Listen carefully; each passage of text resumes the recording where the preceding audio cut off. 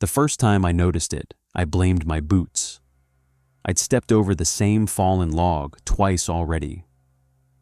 The first time, my foot cleared it easily. The second time, my toe clipped the bark and I nearly went down. I stopped, annoyed more than anything, and stared at the log like it had moved while I wasn't watching. It hadn't. It lay exactly where it should have, gray, split, half-rotten, with pale fungus climbing its side in a slow, frozen curl. A dead thing that should have been harmless. I lifted my foot again and stepped over it.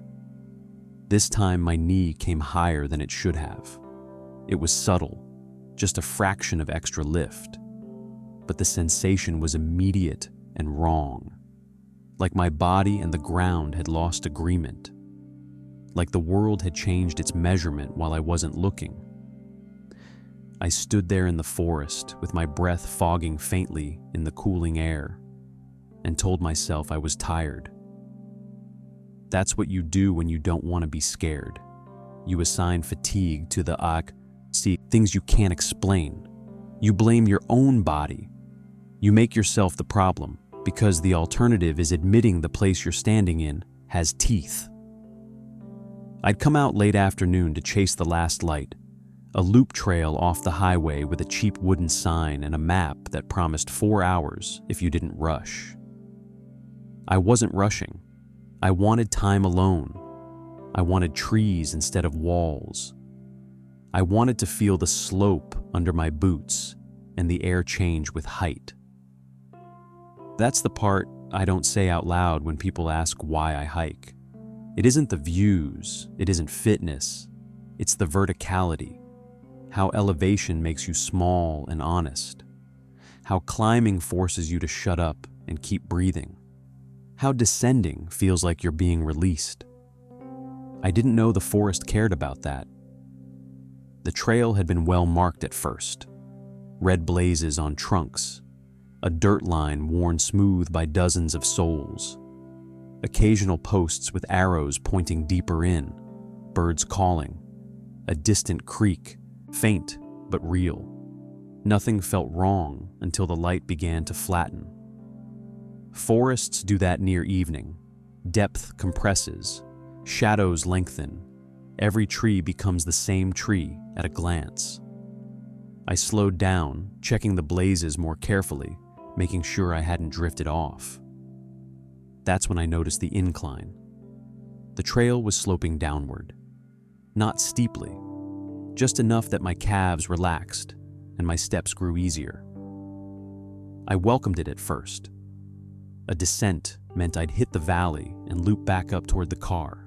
That was the plan. But the ground kept dropping and dropping, and the forest didn't change the way it should have. Normally, as you descend, the air thickens. Understory shifts. Water smell becomes stronger. Insects return. You feel the damp breath of the lower ground. Here, everything stayed the same. Same trees, same spacing, same leaf litter, same dry smell of bark and cold soil. I stopped and looked around. The forest was quiet in that particular way that isn't silence.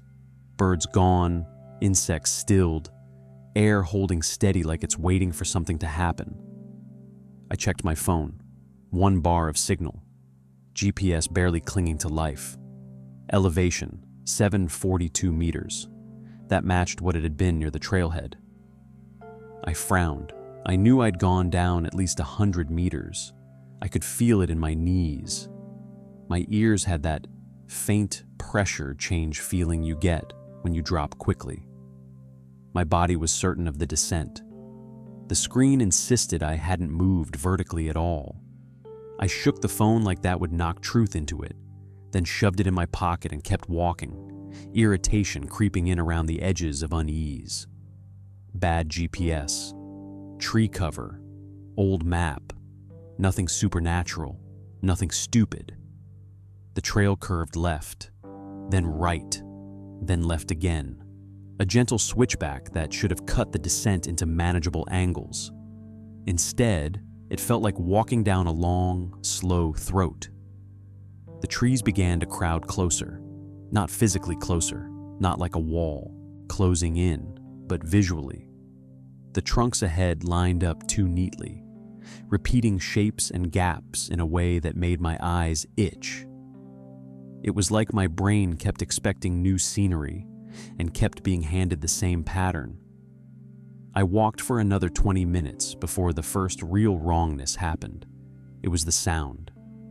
A single footstep behind me, not mine, not an echo, a distinct crunch of leaf litter, delayed, as if someone had taken a careful step after hearing mine. I stopped. The forest stopped with me. The air held. My heartbeat felt too loud. I waited for a second step, a cough, a voice, anything human, nothing. I turned slowly, scanning the trail behind me. Empty. The path ran back the way I'd come, curving out of sight between trunks. No movement, no shadows shifting, no person. I stared until my eyes began to water from the cold and the strain, then turned forward again. As I stepped, a footstep answered from behind. Crunch, careful, patient, a mimic step. My skin went tight. I sped up, forcing my breathing steady. "No," I whispered, like the forest could be reasoned with, like naming fear shrank it. Crunch, crunch, crunch, not matching my pace, not chasing, just keeping contact, making sure I knew. I didn't run. Running is how you get lost faster. Running is how you fall. Running is how panic eats your thoughts. I walked briskly, following the blazes, watching the ground and the trees and the gaps between them. The trail dipped again, more noticeably now, and I felt my stomach float with the descent. I could feel gravity insisting downward, a subtle pull that promised the valley was close. Elevation on my phone, 742 meters, unchanged. I stopped looking at the screen. It felt like an insult. The next blaze was painted on a tree that had a knot shaped like an eye. The paint was fresh enough to look wet, even though it wasn't. As I passed it, I felt the pressure of attention like heat. The footstep behind me stopped for a beat, then resumed. Crunch. I clenched my jaw and kept going. The path narrowed. The trees grew straighter. The light drained as the sun dropped, and the forest became a world of gray-blue gradients, shadows piling on each other until distance was something you guessed at. Then the trail ended, not at a clearing, not at a junction. It simply stopped, as if someone had drawn a line in the dirt and decided that was far enough. Ahead was dense undergrowth and trunks too close together to comfortably push through. The red blazes continued, though, faint and spaced out, deeper in, visible between branches like a breadcrumb trail meant for something that didn't need a path. I stood at the end of the worn dirt and listened. No birds, no wind, no creak, just my own breathing and the faint, periodic crunch behind me. I didn't turn. I already knew there was nothing there. I pulled my torch from my pack, thumbed it on. A hard white beam cut through the half-dark, showing wet leaves and pale bark and the black voids between. I stepped off the path toward the next visible blaze. The ground under my boot sank slightly, soft as damp ash. My foot went lower than it should have, like the forest floor gave way an extra inch to accept me. I froze. The sensation wasn't like mud. It wasn't suction. It was compliance, like the ground had decided my foot belonged deeper. I yanked my boot back and it came free easily, too easily.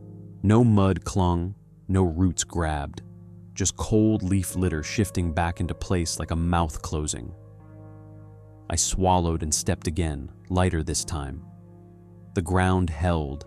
I followed the blazes into the trees, torch beam jittering with my movements. Crunch behind me, closer now, Not running, not urgent, just there. 10 minutes of careful pushing through undergrowth, and the trees opened into a small clearing I hadn't seen on the map. A depression in the earth, shallow but wide, ringed by tall trunks that looked unnaturally straight. The air in the clearing felt different, cooler, heavier, like it had been sitting still for a long time. In the center was a stone marker, a rough slab pushed into the ground at an angle, moss creeping over it. It looked old enough to have been there before the trail existed. Something about it made my stomach tighten. I approached slowly, torchlight catching the wet sheen of moss. There was writing carved into the stone, shallow and worn. Not a loop, not a shortcut. Do not change your level. I read it twice before it made sense. My throat went dry. Change your level. I turned in a slow circle, torch beam sweeping the trunks. The clearing seemed to slope slightly, but it was hard to tell.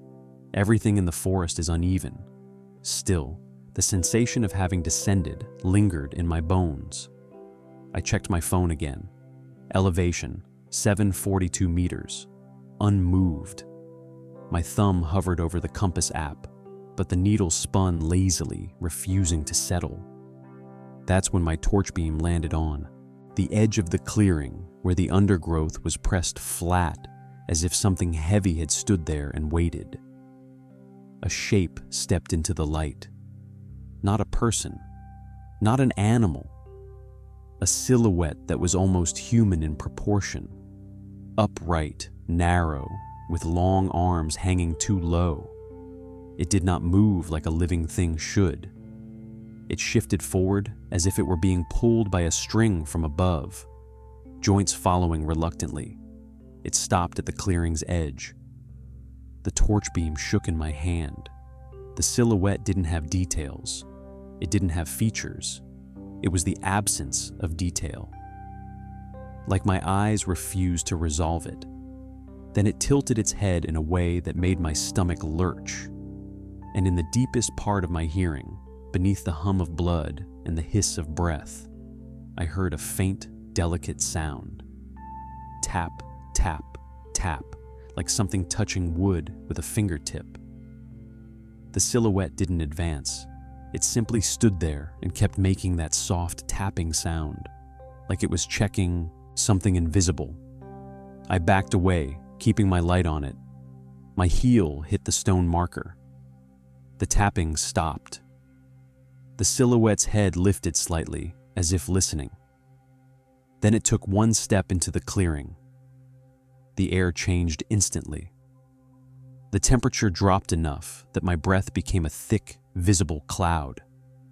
The hair on my arms rose. I didn't run. I moved, fast but controlled, circling away from the silhouette, searching for another blaze, another exit, anything that wasn't deeper. The clearing had 3 paths out of it, each marked faintly by disturbed leaf litter and the suggestion of passage. Each one sloped subtly, up, down, level. My eyes flicked to the stone marker again. Do not change your level. How the hell was I supposed to know what level I was on? I picked the one that looked most level by instinct, by gut, by desperation. I stepped onto it, forcing my feet into a steady pace. Behind me, the silhouette didn't follow immediately. Then, after 2 steps, crunch. It was on the path behind me now, not in the clearing, not at the edge, with me. I didn't look back. I kept walking, torch beam fixed ahead, scanning for blazes. The path tightened between trees, then opened briefly, then tightened again. Every few meters the ground dipped or rose subtly, like the forest floor was testing my willingness to obey. My calves began to ache strangely, as if I were stepping higher than I realized.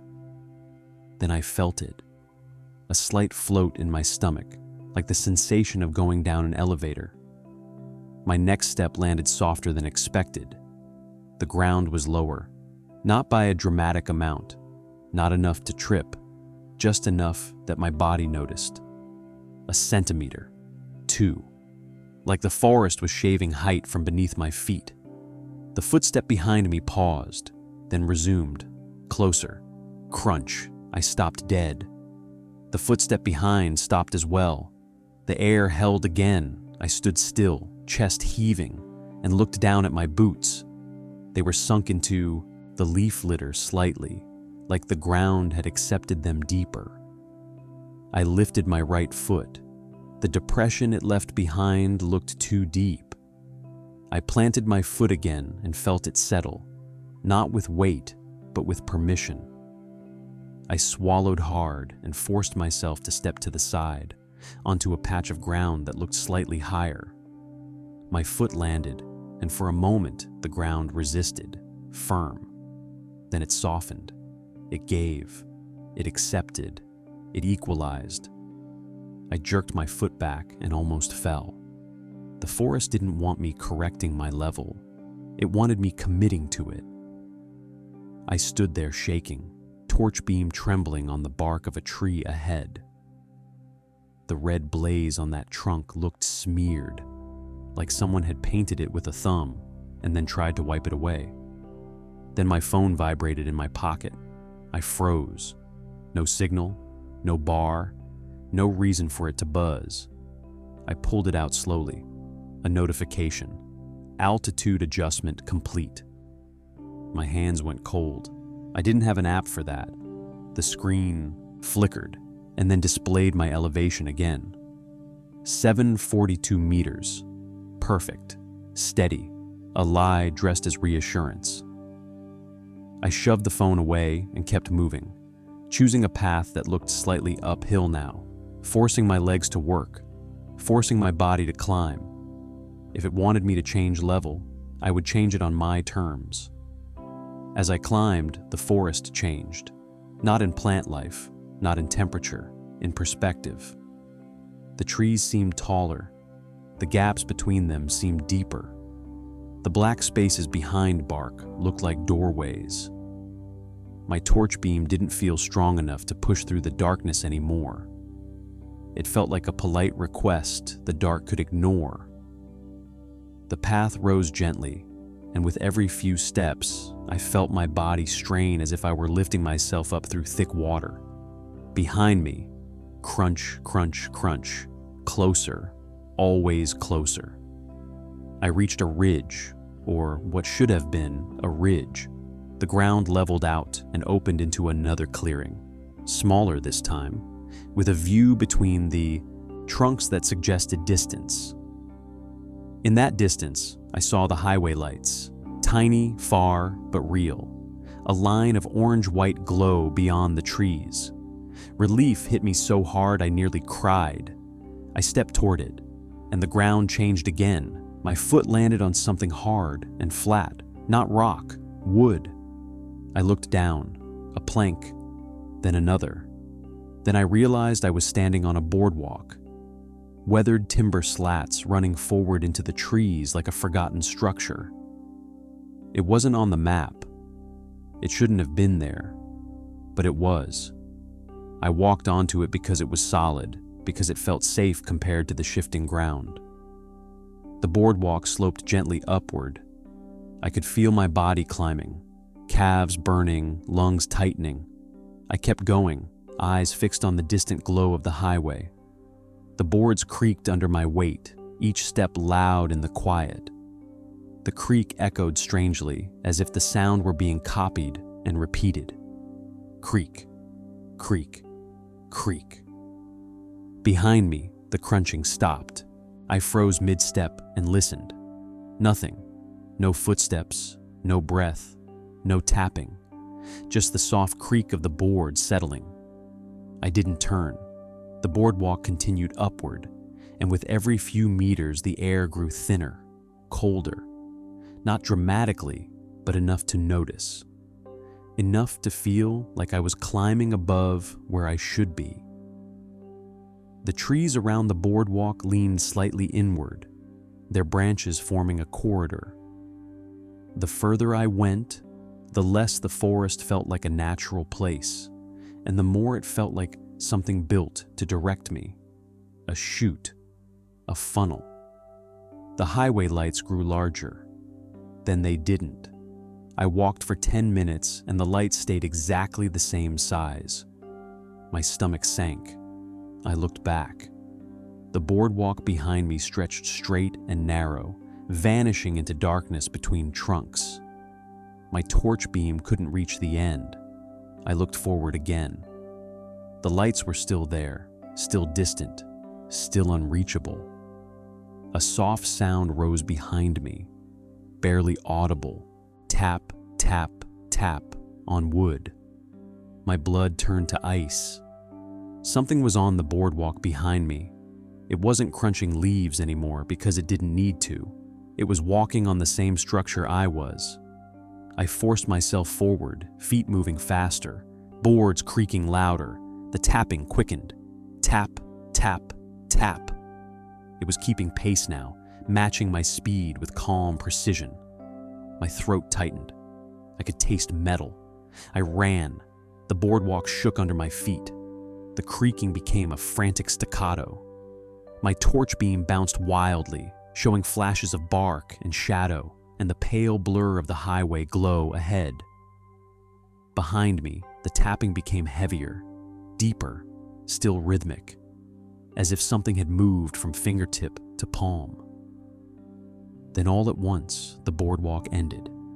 My foot landed on empty air. I lurched forward, arms windmilling, and stumbled off the edge onto leaf litter and soil. I went down hard, shoulder slamming the ground, pain flashing white through my arm. My torch skittered from my hand but stayed on, beam pointing up into branches.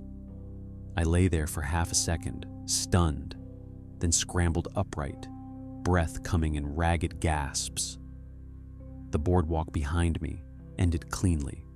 No broken boards, no rot, just a straight cutoff, like the forest had decided the structure wasn't needed past that point. And in the darkness beyond the cutoff, something stood. A shape at the edge of where the boardwalk had been. It didn't step off. It didn't approach. It just watched. No. Checked. Tap. Tap. Tap. The sound came again. Not on wood now, but on bark, like it had changed surfaces without moving. I grabbed my torch and swung the beam toward it. The silhouette wavered in the light, details refusing to settle. But this time, I saw something that made my stomach twist. It had no feet. Its lower half tapered into nothing, like a shadow that forgot how to be anchored. And behind it, the trees looked different. Not the same forest. The spacing wrong. The light wrong. Like the boardwalk had been leading into a seam between places, and it was standing in the seam. My heart hammered. I turned and ran toward the highway glow, choosing a direction and committing to it. I pushed through brush, ignoring scratches, ignoring branches slapping my face. The ground felt solid again, normal, but as I ran, I began to feel lighter, not faster, lighter, like each stride carried me a fraction higher than it should, like my feet were less connected to the ground with every step. I skidded to a stop, panting, and looked down. My boots were not sinking into the leaf litter anymore. They were barely touching it. The leaf litter beneath my soles didn't compress properly. It didn't respond to my weight. I lifted one foot slowly. My boot hovered a centimeter above the ground. I lowered it. It touched lightly, but the contact didn't feel full. It felt like touching the surface of water without breaking it. A cold sweat broke out over my skin. I tried to stomp. My boot hit and bounced, as if the ground were resisting depth, as if it were refusing to let me settle. I backed into a tree and pressed my shoulder against the trunk, desperate for something solid. The bark felt real, rough, cold. I wrapped both arms around the trunk and squeezed. For a moment, I felt anchored. Then the trunk moved, not visibly, but the sensation in my arms changed, like the bark had shifted under my grip. Like the tree was subtly sliding away from the part of reality where I was. I let go with a gasp. The highway lights flickered in the distance, and I realized something horrifying. The forest wasn't just changing the ground, it was changing me. Not in shape, not in injury, in relation, in level. I was being lifted or lowered or adjusted, edited into a different vertical agreement with the world. The words on the stone marker came back with sick clarity. Do not change your level, because once you changed, you couldn't go back to the same ground. You couldn't leave the same way. I forced myself to breathe through the panic, think, act. If the forest was making me lighter, raising me, maybe I could counter it by climbing down, get lower, find water, find a ravine, force my body into depth. I searched the ground with my torch, looking for a downward slope, a drop, anything. The land dipped slightly to the right. I moved toward it carefully, feeling my feet barely connect. As I stepped onto the slope, the sensation changed. My stomach floated again, descending. My boots began to feel heavier. Contact returned, more solid. Relief surged. Yes, yes. Downward was real. Downward made me match the ground again. I descended quickly, following the dip, forcing my weight forward. The trees thickened. The air grew damp. The smell of water returned. I heard a creak, a faint gurgle that sounded like salvation. I pushed through brush and found it.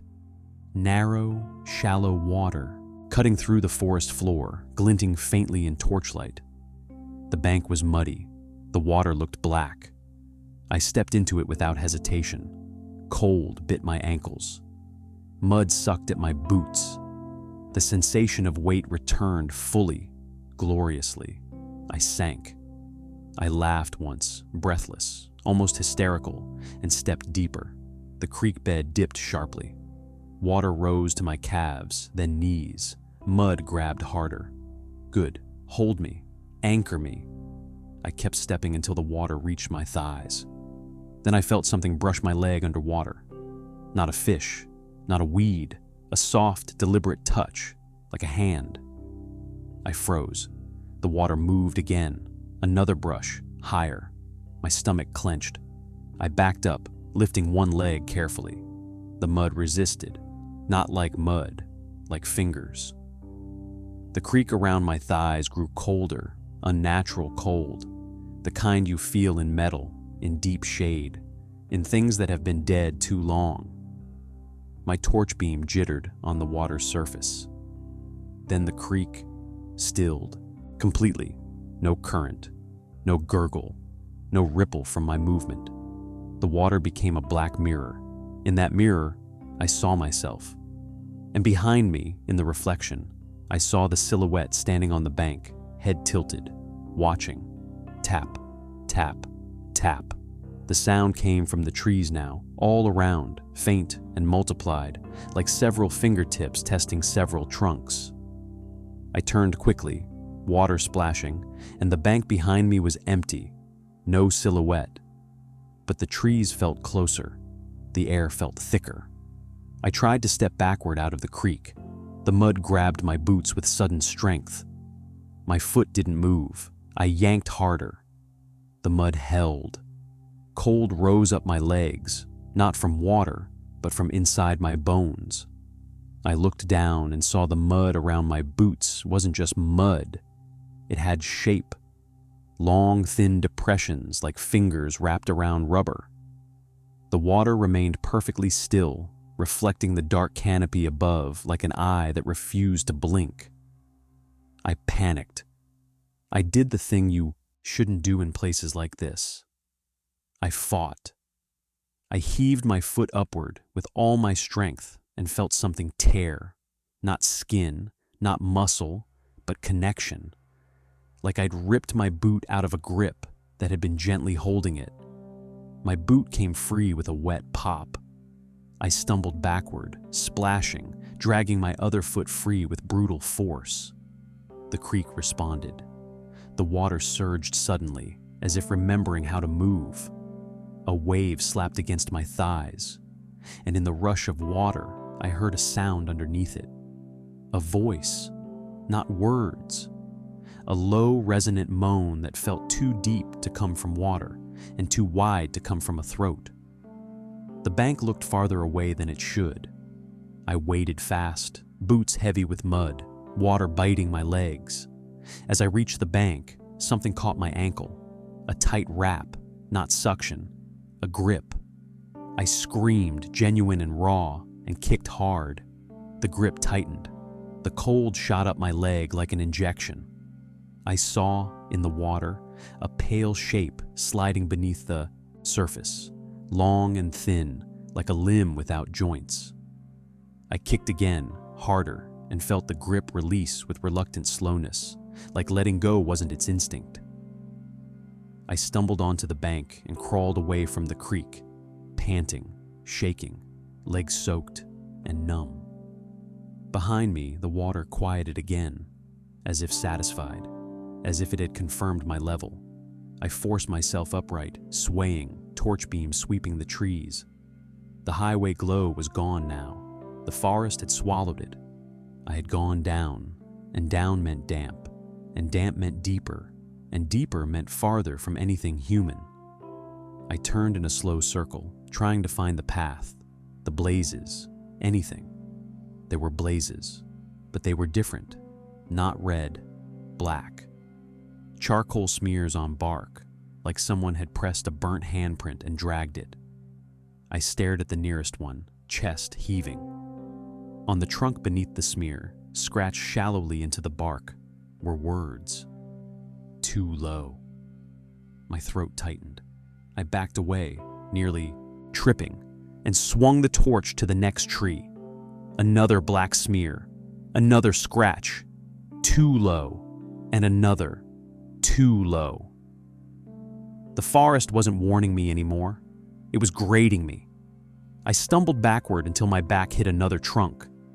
I pressed my palm to it for balance and felt the bark tremble faintly, like there was movement inside the tree itself. Tap, tap, tap. The tapping sound had returned, closer, surrounding. It wasn't one thing, it was many. It was the forest itself, testing surfaces, checking for compliance. I forced myself to think through the panic. The stone marker, do not change your level. I had changed it, first down, then up, then down too far. Maybe the only way out was to return to the level I entered at. 742 meters. The number meant nothing now, but the concept did. The forest wanted consistency. It wanted me to match my entry state.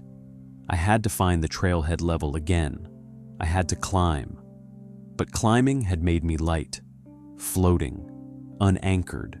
Descending had led me into the creek, into grips and cold. So I had to climb.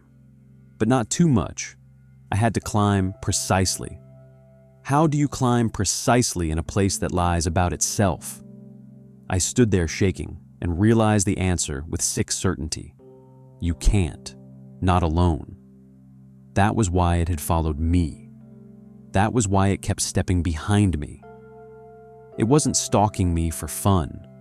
It was monitoring the adjustment. It was the thing that made sure I didn't leave wrong, because leaving wrong mattered. I swallowed hard, throat raw, and spoke into the dark. Okay, I said, voice small in the vast quiet. Okay, what do you want? The tapping stopped instantly. Silence dropped so hard, it felt like pressure in my ears. Then, from somewhere behind the trees, something moved, slow and deliberate. And I heard leaf litter compress with careful weight. Not crunching now, settling. A presence approaching without haste. My torch beam shook as I aimed it between trunks. A shape emerged, Not the silhouette this time. Something closer to it, more defined, more committed to form. It stood among the trees, and the torchlight finally caught enough detail to make my stomach turn. It looked like a person made incorrectly. Limbs too long, torso narrow, head slightly too small, tilted as if balanced wrong. Its skin, or what looked like skin, had the texture of wet bark, smooth in places, ridged in others, like a tree trying to imitate flesh. Its face was unfinished, no eyes, just shallow depressions where eyes should be. No nose, only a ridge. A mouth that was a thin line, closed, tight, as if it had never learned to open. It raised one hand slowly, long fingers extended, and it pointed, past me, up the slope I'd come down. Not a demand, a direction. Then it tapped the trunk beside it with those long fingers. Tap, tap, tap. The sound was intimate, instructive. It tapped again, slower. Tap, tap, tap. Then it stepped forward and tapped a different trunk. Tap, tap, tap. It was showing me something, a pattern. My throat went dry. It wasn't random tapping. It was counting. 3 taps, move. 3 taps, move. Markers. A way to measure level changes without a GPS. It was offering me a method, or demonstrating how it had been measuring me all along. My skin crawled.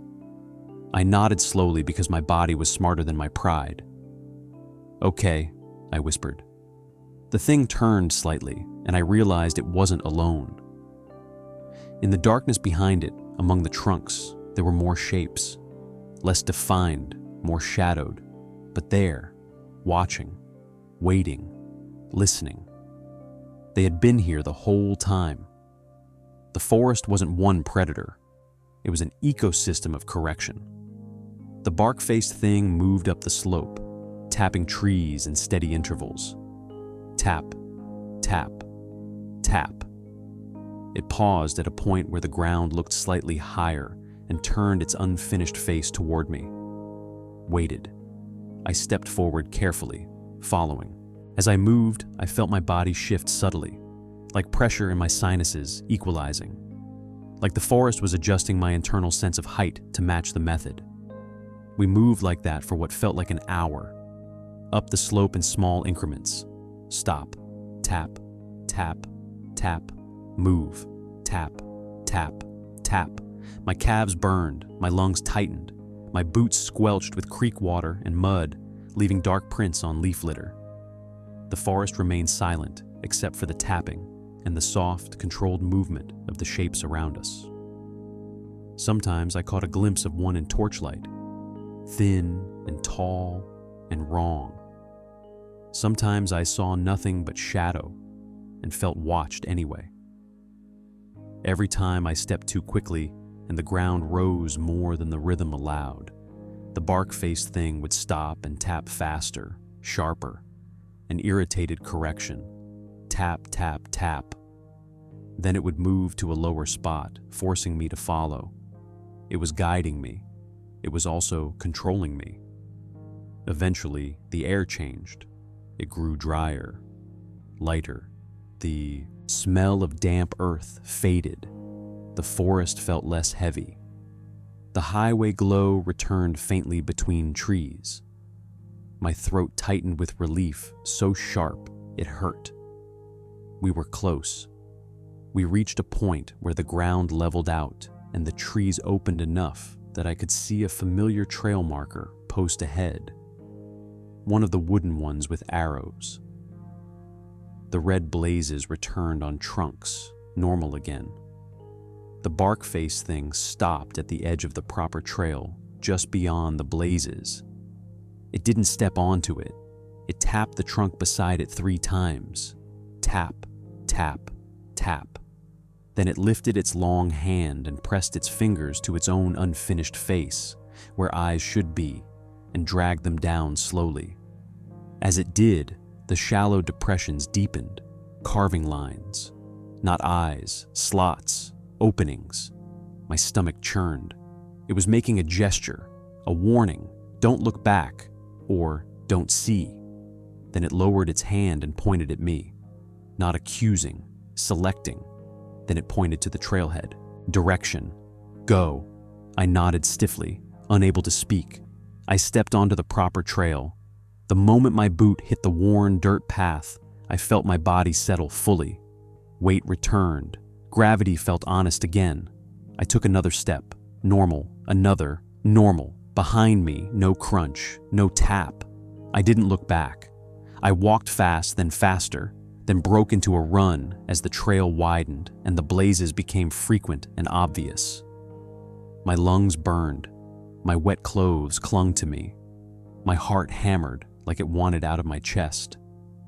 The trailhead appeared like a miracle. The sign, the gravel lot, my car sitting alone under the dim light of a solar lamp. I fumbled my keys, got the door open, threw myself inside, and locked it so hard the button snapped down like a gunshot. I sat there shaking, headlights off, listening. Silence, no tapping, no footsteps, just my own breath and the ticking of the car cooling. I started the engine with trembling hands. The radio came on immediately, too loud, slammed it off. The dashboard lit up, and I saw my phone sitting in the cup holder where I'd thrown it earlier. The screen was on. A notification was displayed. Altitude restored. Underneath it, a second line appeared, slowly, letter by letter, as if typed by someone learning the interface. Do not leave wrong. My throat tightened. I grabbed the phone and turned it off completely. I drove out of the lot without looking at the trees. The highway was empty. The world looked normal again. For 10 minutes, I almost believed I'd escaped. Then, as the road dipped slightly and my car descended toward the valley, I felt my stomach float in that familiar elevator sensation, and my seatbelt tightened. Not from my movement, from behind me. A gentle pull across my chest, like someone testing restraint. Then my phone turned off, buzzed once in my hand. Just one vibration, a reminder, a check-in. I kept my eyes on the road and forced my breathing steady. I didn't stop, didn't look back. But I became aware, with cold certainty, of something I hadn't noticed before. Something I could feel now that I was paying attention. When the highway rose slightly, my head brushed the roofliner. Not hard, not enough to hurt. Just enough to confirm that my body and the world had not returned to their original agreement. I swallowed, staring ahead into the dark. I had made it out. But I hadn't left at the same height I entered. And somewhere behind me, deep in the trees, something tapped 3 times against bark. Tap, tap, tap, as if recording the difference.